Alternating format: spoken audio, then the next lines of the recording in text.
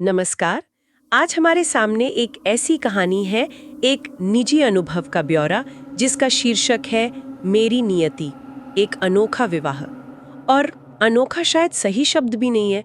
ये कहानी एक तयशुदा शादी की है, जो एक ऐसे भयानक, डरावने मोड़ पर पहुंचती है जिसकी कल्पना करना भी मुश्किल है। हाँ बिल्कुल, एक फर्स्ट पर्सन नैरेटिव है। मतलब कहानी सुनाने वाली खुद अपनी आप बीती बता रही हैं और ये दिखाती है कि कैसे जो भरोसे और पारिवारिक परंपरा की डोर है वो टूट कर एक ऐसे खौफनाक सच से जुड़ जाती है कि रोंगटे खड़े हो जाएं। सही कहा। तो आज हमारा मकसद है इस बेहद चौंकाने वाली, परेशान करने वाली कहानी के जो मुख्य बिंदु हैं, जो परतें हैं, उन पर गौर करना, उन्हें खोलना। और इसमें जो बात मुझे सबसे ज्यादा हिला देती है वो ये है कि कहानी की शुरुआत कितनी सामान्य है। एक पारिवारिक रस्म, भरोसा, उम्मीदें, सब कुछ पॉजिटिव लगता है, लेकिन फिर वो धीरे धीरे एक ऐसे अंधेरे कोने में उतरती जाती है जहां सिर्फ डर और खौफ है। ये दिखाता है कि जो हम सतह पर देखते हैं उसके नीचे क्या कुछ छिपा हो सकता है। बिल्कुल। तो कहानी की शुरुआत में नरेटर बताती हैं कि उनके परिवार में अरेंज्ड मैरिज का अनुभव अच्छा रहा था। मतलब उनके भाई बहन वगैरह की शादियां हुई और वो खुश थे।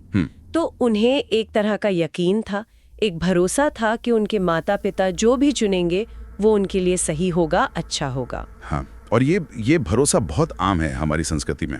मतलब ये मानकर चलना कि माता पिता की नीयत पर शक नहीं करना चाहिए, वो हमेशा भला ही सोचेंगे। सही। लेकिन कभी कभी शायद यही भरोसा हमें उन रेड फ्लैग्स को देखने से रोक देता है जो शायद सामने ही होते हैं। बिल्कुल। और इसी भरोसे के माहौल में उनकी माँ एक दिन बड़े उत्साह से आती हैं, बताती हैं कि अरे एक बहुत ही अच्छा रिश्ता मिला है। अच्छा। हाँ, लड़के का नाम मधु और ये उनके जानने वालों चांदा आंटी और राज अंकल का बेटा था। ओह अच्छा, मतलब जान पहचान वाला परिवार। हाँ, जान पहचान थी और प्रोफाइल तो एकदम इम्प्रेसिव थी। वाह। 26 साल का लड़का, MIT से इंजीनियर, दिखने में भी अच्छा, और सबसे बड़ी बात उसके जो लाइफ गोल्स थे वो नैरेटर से काफी मिलते जुलते थे। वाह, मतलब ऑन पेपर तो बिल्कुल परफेक्ट मैच जैसा लग रहा था। हाँ, बिल्कुल परफेक्ट। तो फिर बातें शुरू हुई स्काइप पर। जाहिर है शुरुआत में माता पिता की निगरानी में। हाँ, जैसा अक्सर होता है। और उन शुरुआती कॉल्स में मधु का व्यवहार बहुत अच्छा था। वो काफी धैर्यवान लगा, केयरिंग लगा, समझने वाला लगा। अच्छा। नैरेटर को तो यहाँ तक लगने लगा कि अरे ये तो शायद अरेंज्ड मैरिज से शुरू होके लव मैरिज तक पहुँच सकती है। वो कनेक्शन फील होने लगा था। हाँ, वो शुरुआती स्पार्क, वो उम्मीद के शायद यही है द वन। बिल्कुल। और फिर उन्होंने एक कदम आगे बढ़ाया, शायद थोड़ी हिम्मत करके उन्होंने छिप कर एक कॉल पर बात की, बिना पेरेंट्स के। ओके। और उस कॉल में दोनों ने कंफर्म किया कि हाँ, वो दोनों इस शादी के लिए तैयार है।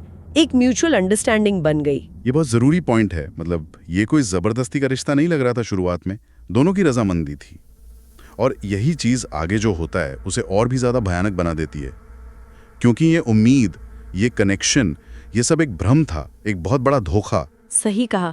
यहीं से कहानी में एक अजीब सा अनकंफर्टेबल मोड़ आना शुरू होता है।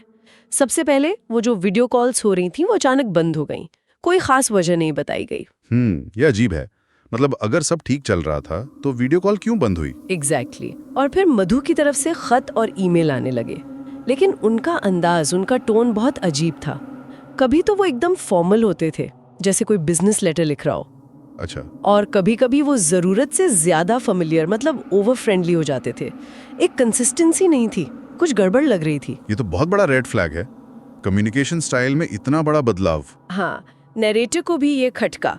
उन्होंने अपनी माँ से ये बात शेयर भी की, अपनी चिंता बताई कि ये क्या हो रहा है, ये लहजा क्यों बदल रहा है। और माँ का क्या रिएक्शन था? उनकी माँ ने, उन्होंने इन चिंताओं को ज्यादा तवज्जो नहीं दी। उन्होंने बस ये कहकर टाल दिया कि अरे लड़के ऐसे ही होते हैं, उन्हें लिखकर अपनी फीलिंग्स एक्सप्रेस करना नहीं आता, मर्द है, प्रैक्टिकल होते हैं। ओह, मतलब उस चिंता को पूरी तरह से खारिज कर दिया। हाँ बिल्कुल, उसे जेंडर स्टीरियोटाइप में फिट करके नजरअंदाज कर दिया। ये बहुत खतरनाक है। ये अनदेखी, मतलब एक बेटी अपनी चिंता बता रही है और उसे बस ये कह के चुप करा दिया कि लड़के ऐसे ही होते हैं। ये दिखाता है कि कभी कभी शादी की जल्दी अच्छा रिश्ता हाथ से ना निकल जाए वाली सोच कितनी हावी हो जाती है। बिल्कुल। और ये अनदेखी बाद में कितनी भारी पड़ी ये तो कहानी में आगे पता चलता है।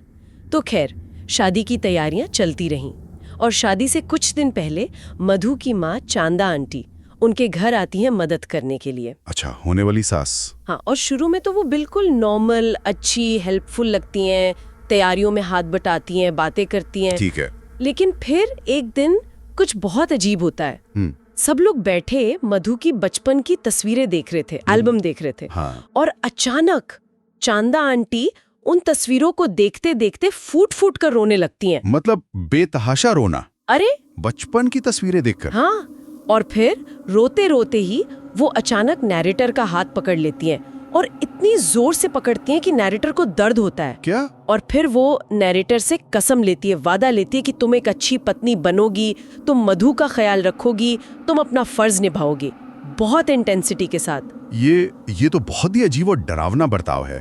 मतलब अचानक रोना, फिर हाथ पकड़कर कसम लेना, ये नॉर्मल नहीं है। बिल्कुल नॉर्मल नहीं है। नैरेटर भी एकदम सहम जाती हैं। उन्हें समझ नहीं आता कि ये क्या हो रहा है। और क्या अगले दिन भी वो वैसी ही थी? नहीं, यही तो सबसे अजीब बात थी। अगले दिन चांदा आंटी एकदम नॉर्मल थी, जैसे कुछ हुआ ही ना हो। हंस बोल रही थी, काम कर रही थी। बाप रे, ये किसी गहरे सदमे या किसी बहुत बड़े राज को छुपाने की कोशिश जैसा लगता है। वो इमोशनल आउटबर्स्ट शायद एक क्रैक था उनके बनाए हुए मुखौटे में। हाँ, शायद ये व्यवहार असल में आने वाली भयावहता का एक बहुत बड़ा संकेत था, जिसे उस वक्त कोई समझ नहीं पाया। सही कहा। फिर आता है शादी का दिन, और उस दिन घर का माहौल बहुत बहुत बोझिल था। नैरेटर को महसूस हो रहा था कि लोग फुसफुसा रहे हैं। जब वो किसी की तरफ देखती थी तो लोग नजरें चुरा लेते थे, या उनकी आंखों में एक अजीब सी दया या तरस दिखाई देता था। ओह, ये तो बहुत अनकंफर्टेबल सिचुएशन है। शादी वाले दिन ऐसा माहौल? हाँ, परिवार वाले भी अजीब व्यवहार कर रहे थे। अगर वो कोई सवाल पूछती तो टाल जाते थे या इधर उधर की बातें करने लगते थे। साफ लग रहा था कि कुछ गड़बड़ है, कुछ छिपाया जा रहा है। मतलब एक तरह का सस्पेंस और डर का माहौल बन रहा था शादी से पहले ही। मेहमान बहुत ही कम थे, मतलब गिनती के लोग, जबकि उम्मीद थी कि बड़ी शादी होगी। दूसरी चीज, हवा में एक बहुत अजीब सी गंध फैली हुई थी। नरेटर उसे डिस्क्राइब करती हैं जैसे मीठी और सड़ी हुई गंध का मिक्सचर, जैसे सड़े हुए अंडे और कचरा एक साथ मिल गए हों। क्या मंदिर में ऐसी गंध?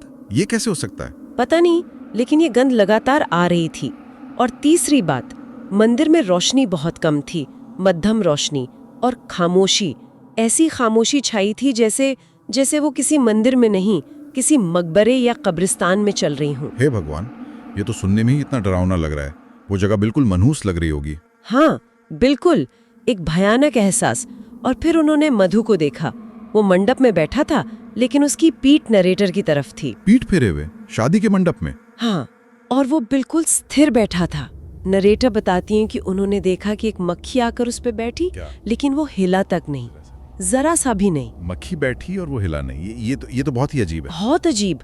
और वो जो गंध थी, वो जैसे जैसे वो पास जा रही थी, वो और तेज होती जा रही थी, बर्दाश्त के बाहर। ओह नो, मुझे अंदाजा लग रहा है कि आगे क्या होने वाला है। हाँ, लेकिन हाँ, जब वो बिल्कुल पास पहुंची, हिम्मत करके शायद उन्होंने उसके कंधे पर हाथ रखा या उसे देखने की कोशिश की। और जो उन्होंने देखा वो इतना भयानक था कि उसे शब्दों में बयान करना भी मुश्किल है। क्या देखा उन्होंने? मधु का शरीर वो जिंदा नहीं था, वो शव था, और वो गल रहा था। क्या गल रहा था? शादी के मंडप में। हाँ। नरेटर ने जो विवरण दिया है वो बहुत ग्राफिक है। त्वचा हरी सफेद हो चुकी थी, गल रही थी, आधा चेहरा लगभग गायब था, दांत पीले पड़ चुके थे, होंठ सूजे हुए थे, आंखें फूली हुई थी और दूधिया सफेद रंग की हो गई थी। बाप रे बाप, ये तो हॉरर फिल्म जैसा लग रहा है। ये सच में हुआ? हाँ, ये उनकी आप बीती है। पेट फूला हुआ था और शरीर से वो भयानक असहनीय बदबू आ रही थी जो पूरे मंदिर में फैली थी। हे भगवान, ये अकल्पनीय है। मतलब मैं सोच भी नहीं सकता कि उस लड़की पर क्या गुजरी होगी उस वक्त। वो शौक, वो डर, वो घिन, सब एक साथ। बिल्कुल, वो उम्मीद, वो भरोसा, वो प्यार की संभावना, सब कुछ एक झटके में चकनाचूर हो गया और उसकी जगह ले ली एक भयानक घिनौने सच ने। और फिर क्या हुआ? फिर किसी ने कुछ बताया ये कैसे हुआ? हाँ, फिर खुलासा हुआ। पता चला कि मधु की तो कुछ हफ्ते पहले ही एक मोटरबाइक एक्सीडेंट में मौत हो चुकी थी। कुछ हफ्ते पहले। हाँ, और उसके माँ बाप ने, चांदा आंटी और राज अंकल ने, ये बात सबसे छिपाई। उन्होंने दुनिया को यकीन दिलाया कि वो ठीक है, शायद बीमार है या यात्रा कर रहा है। लेकिन वो खत और ईमेल? वो सब झूठ थे। वो माँ बाप खुद ही उसके नाम से खत और ईमेल लिखते रहे ताकि नरेटर और उसके परिवार को लगे कि मधु ठीक है और शादी की तैयारी में शामिल है। ये किस हद तक का धोखा है? मतलब अपने मरे हुए बेटे के नाम से खत लिखना, क्यों, किस लिए? ताकि शादी हो सके। उनका प्लान ये था कि वो मधु के शव को किसी तरह, शायद केमिकल्स लगाकर या किसी और तरीके से प्रिजर्व करके रखेंगे और फिर उसे एक बड़े से कूलर या आइस बॉक्स में डालकर भारत लाएंगे। शव को कूलर में रखकर लाएं शादी कराने के लिए? हाँ, ताकि ये शादी हो सके। शायद उनके दिमाग में ये एक प्रतीकात्मक शादी थी या शायद कोई और अंधविश्वास था, लेकिन उनका इरादा यही था कि नरेटर की शादी मधु के शव से करा दी जाए। ये पागलपन है। ये दुख और सदमे का कौन सा स्तर है जहां इंसान ऐसा सोचने लगता है? ये तो मानसिक विक्षिप्तता लगती है। बिल्कुल। और जब सच सामने आ गया, जब नरेटर ने वो भयानक मंजर देख लिया, तो चांदा आंटी का रवैया और भी भयानक हो गया। उन्होंने क्या किया? उन्होंने नरेटर पर जोर डालना शुरू कर दिया। वो चीखने लगी कि तुम्हें अपना फर्ज निभाना होगा, तुम्हें इसी शव से शादी करनी होगी, ये तुम्हारी नियति है। क्या उस लड़की से ये उम्मीद करना कि वो एक गलते हुए शव से शादी करे, ये कौन सा फर्ज है? जाहिर है नरेटर ने साफ इनकार कर दिया। वो चीखी, चिल्लाई, पीछे हटी। बिल्कुल सही किया उसने। लेकिन चांदा आंटी मानने को तैयार नहीं थी। जब नरेटर ने मना किया तो वो हिंसक हो गई। हिंसक मतलब? उन्होंने नरेटर के बाल पकड़ लिए और उसे खींचकर हवन कुंड की तरफ ले जाने लगी, जिसमें आग जल रही थी। उनकी कोशिश थी कि वो उसे जबरदस्ती आग के फेरे दिलवा दें या शायद उसे आग में धकेल दें। हे भगवान, ये औरत पागल हो गई थी। वो अपनी होने वाली बहू को जलाने की कोशिश कर रही थी। हाँ बिल्कुल, वो पूरी तरह से अपने होश खो चुकी थी। दुख, सदमा और शायद अपराध बोध ने उन्हें अंधा और हिंसक बना दिया था। वो परंपरा और फर्ज के नाम पर कुछ भी करने को तैयार थी। ये तो सरासर अन्याय और क्रूरता की हद है। हाँ, लेकिन फिर इसी खींचातानी में, इसी हाथापाई में वो जो हवन कुंड था वो पलट गया। Oh no! और उसकी जलती हुई लकड़ियां और घी वगैरह चांदा आंटी के ऊपर गिरे। उनकी साड़ी ने तुरंत आग पकड़ ली। उन्हें आग लग गई? हाँ, वो बुरी तरह जलने लगी। नरेटर बताती हैं कि उनकी त्वचा काली पड़ने लगी, फफोले उठने लगे। एक भयानक मंजर था। बाप रे! और फिर जलते जलते वो अपना संतुलन खो बैठी और सीधा मधु के उस गलते हुए शव के ऊपर गिर पड़ी। शव के ऊपर? हाँ, और उस टक्कर से या शायद गर्मी से वो शव फट गया। फट गया? ओह गॉड! ये मैं कल्पना भी नहीं कर पा रही हूँ। ये कितना भयानक रहा होगा। हाँ, ये त्रासदी की पराकाष्ठा थी। एक के बाद एक भयानक घटनाएं। और बाकी लोग, परिवार वाले, मेहमान, उन्होंने क्या किया? नरेटर बताती हैं कि जो थोड़े बहुत लोग वहां थे वो सब डर के मारे मंदिर से बाहर भाग गए। वो बस बाहर खड़े होकर ये सब भयानक मंजर देखते रहे। कोई अंदर नहीं आया। मतलब वो औरत जलती रही, वो शव, हाँ, और सब बस देखते रहे। हाँ, शायद डर के मारे या शौक के मारे। किसी ने कुछ नहीं किया। वो बस उस भयानक अंत के गवाह बनकर रह गए। ये कहानी, ये वाकई रूह कंपा देने वाली है। मेरे पास शब्द नहीं है। कैसे कोई उम्मीद और भरोसे से भरी शुरुआत इतने विभत्स, इतने दर्दनाक अंत तक पहुंच सकती है। बिल्कुल, ये कहानी कई परतों पर सोचने को मजबूर करती है। परंपरा का दबाव, माता पिता की नीयत जो शायद शुरू में अच्छी हो, लेकिन दुख और सदमे में कितनी विकृत हो सकती है। और शोक इंसान को किस हद तक तोड़ सकता है, किस हद तक अंधा बना सकता है। हाँ, और वो जो फर्ज का कॉन्सेप्ट था चांदा आंटी के दिमाग में, वही बात है, वो कितना ज्यादा बिगड़ गया था। वही बात मुझे सबसे ज्यादा परेशान करती है। कैसे कम्युनिकेशन का टूटना, मतलब अगर माँ ने बेटी की चिंता को शुरू में ही सुना होता। हाँ। कैसे सच का छिपना, इतने बड़े सच को छुपाना, और फिर फर्ज की एक ऐसी परिभाषा गढ़ लेना जो इंसानियत के ही खिलाफ हो। इन सब ने मिलकर इस भयानक त्रासदी को जन्म दिया। ये सोचने पर मजबूर करता है कि हमारे समाज में, परिवारों में जो दबाव होते हैं, शादी का दबाव, परंपरा निभाने का दबाव, वो कभी-कभी व्यक्तियों को किस खतरनाक रास्ते पर धकेल सकते हैं। बिल्कुल। और ये सवाल भी उठता है कि क्या हम अक्सर बाहरी दिखावे, लोग क्या कहेंगे या रिश्ता अच्छा है जैसी बातों में इतने उलझ जाते हैं कि हम उन चेतावनियों को नजरअंदाज कर देते हैं जो शायद चीख कर हमें कुछ बताने की कोशिश कर रही होती हैं। सही बात है। तो आखिर ये सब हमें क्या दिखाता है, क्या सबक मिलता है इससे? शायद यही कि हर परंपरा, हर रस्म, हर कर्तव्य की एक सीमा होनी चाहिए। इंसानियत उस सीमा से बड़ी होनी चाहिए। हाँ, और जब दुख, हताशा या कोई मानसिक आघात तर्क और विवेक पर हावी हो जाएं, तो उसके परिणाम कितने विनाशकारी, कितने भयानक हो सकते हैं। ये कहानी उसका एक चरम उदाहरण है। ये भरोसा करना कि पेरेंट्स हमेशा सही होते हैं भी कितना खतरनाक हो सकता है अगर उसे आंख बंद करके फॉलो किया जाए। सवाल पूछना, अपनी गट फीलिंग सुनना भी जरूरी है। बिल्कुल। और एक आखिरी सवाल जो मेरे दिमाग में घूम रहा है, और शायद हमारे सुनने वालों की भी, वो ये है कि इस पूरी कहानी में कर्तव्य के नाम पर जो कुछ हुआ, क्या वो सही था? मतलब कर्तव्य की इस विकृत परिभाषा के आगे क्या एक व्यक्ति की सुरक्षा, उसकी इच्छा, उसकी गरिमा, उसके मानसिक स्वास्थ्य का कोई मूल नहीं बचता? ऐसी चरम स्थितियों में व्यक्तिगत चुनाव और सुरक्षा का क्या स्थान होना चाहिए? ये एक ऐसा सवाल है जो शायद हमें लंबे समय तक सोचने पर मजबूर करेगा। वाकई एक बहुत ही परेशान करने वाला लेकिन सोचने पर मजबूर करने वाला सवाल।